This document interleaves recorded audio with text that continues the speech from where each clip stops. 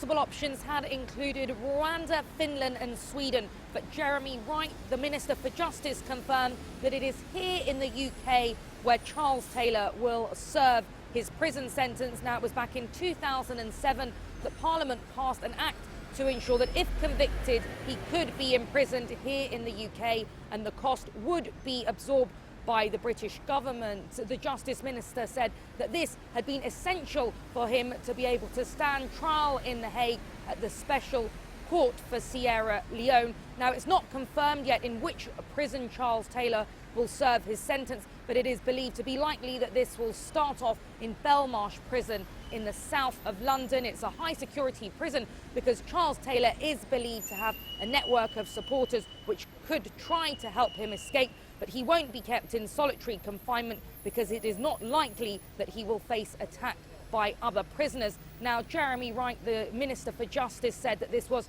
a landmark moment for international justice and that it sent a strong signal to others who have committed atrocities and war crimes that whatever their positions, they would face justice. Now, this is the first time a former head of state has been convicted at an international court for committing war crimes since the Second World War.